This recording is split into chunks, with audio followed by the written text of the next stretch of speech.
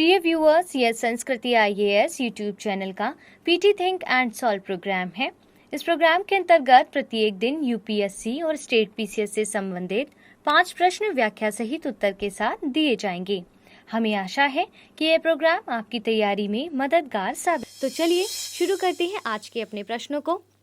पहला प्रश्न है, औद्योगिक उत्पादन सूचकांक के संदर्भ में निम्नलिखित कथनों पर विचार करिए और बताइए कि कौन सा कथन इसमें से सही होगा। यह एक निश्चित अवधि के दौरान औद्योगिक उत्पादन में होने वाले अल्पकालिक परिवर्तन को रेखांकित करता है।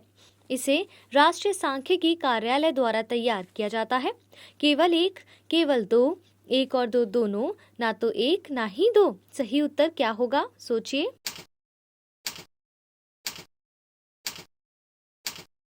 Option C. व्याख्या को देख लेते हैं। औद्योगिक उत्पादन सूचकांक एक निश्चित अवधि में विभिन्न औद्योगिक क्षेत्रों के उत्पादन में होने वाले अल्पकालिक परिवर्तन को मापता है। इसके लिए यह औद्योगिक क्षेत्रों की विकास दर की माप करता है और इसीलिए कथन एक सही है। औद्योगिक उत्पादन सूचकांक राष्ट्रीय सांख्यिकी कार्यालय द्वारा प्रतिमाह जारी किया जाता है, अतः कथन 2 भी सही है। इसका आधार वर्ष 2011-12 है और इस सूचकांक में 8 कोर क्षेत्रक उद्योगों का योगदान लगभग 40% है।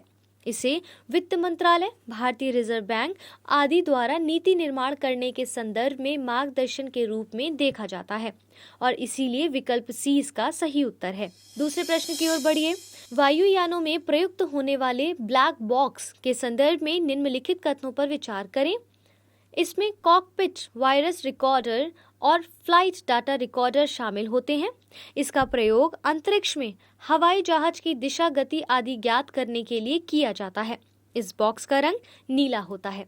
उपरोक्त में से कौन से कथन सही हैं? केवल एक और दो, केवल दो, केवल तीन, एक और तीन।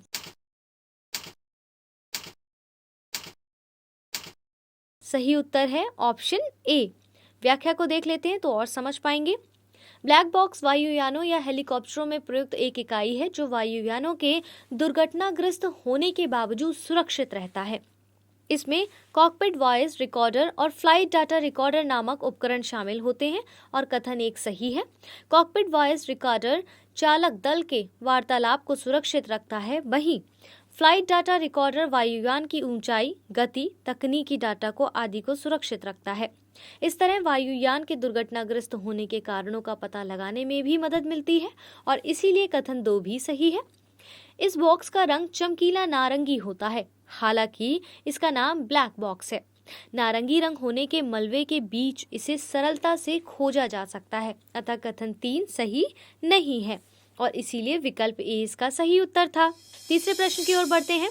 भारत में म्यूचुअल फंड के विनियमन से संबंधित है भारतीय रिजर्व बैंक यानी आरबीआई, भारतीय प्रतिभूति एवं विनिमय बोर्ड यानी कि सेबी, केंद्रीय वित्त मंत्रालय। नीचे दिए गए विकल्पों में से सही उत्तर का चयन कीजिए। केवल एक, केवल दो, केवल दो और तीन, एक, दो और तीन। सही उत्तर क्या होगा?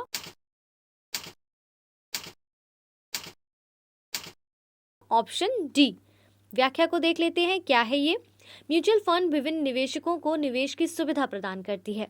यह निवेशकों से प्राप्त धनराशि को विभिन्न स्टॉक, बॉन्ड, अल्पावधि ऋण जैसी प्रतिभूतियों में निवेश करती है।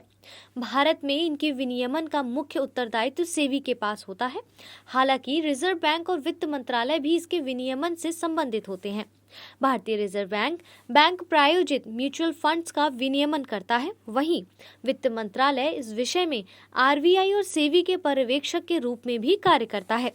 साथ ही म्यूचुअल फंड्स कंपनियां सेबी के निर्णयों के विरुद्ध वित्त मंत्रालय में अपील कर सकती हैं और इसीलिए विकल्प डी इसका सही उत्तर है। चौथे प्रश्न को जल्दी से देखिए। केंद्रीय विद्युत प्राधिकरण के संदर्भ में निम्नलिखित कथनों पर विचार कीजिए। इसका उद्देश्य देश के सभी उपभोक्ताओं को पर्याप्त गुणवत्ता की बिजली आपूर्ति सुनिश्चित करना होता है। दूसरा, यह तापीय विद्युत उत्पादन इकाइयों के पास कोयले के स्टॉक की निगरानी करता है। उपरोक्त में से कौन से कथन सही होंगे? केवल एक, केवल दो, एक और दो, ना तो एक ना ही दो।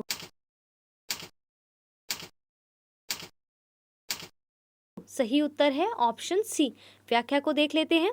केंद्रीय विद्युत प्राधिकरण का गठन विद्युत आपूर्ति अधिनियम 1948 के तहत किया गया था। इस अधिनियम के निरसित होने के बाद यह विद्युत अधिनियम 2003 के तहत कार्यरत है।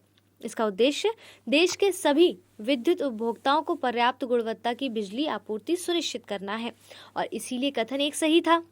देश में अबाध विद्युत आपूर्ति के उद्देश्य से ही ये तापीय विद्युत उत्पादन इकाइयों के पास कोयले के स्टॉक की निगरानी करता है, ताकि ईंधन के अभाव में विद्युत उत्पादन और आपूर्ति बाधित न हो सके। और कथन 2 इसका सही है। इसी प्रकार विकल्प सी इसका सही उत्तर है। अंतिम प्रश्न को देखिए। सांगिंग क्षेत्र निम्नलिखित में से किस देश में स्थित है? चीन, उत्तर कोरिया, म्यांमार, फिलीपींस।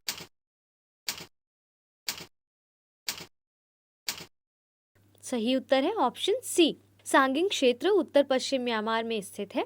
भौगोलिक रूप से यह म्यांमार का दूसरा सबसे बड़ा राज्य है। यहाँ थिलाशिन समुदाय के लोग निवास करते हैं और इस क्षेत्र की सीमा भारत के नागालैंड और मणिपुर राज्यों से भी मिलती है।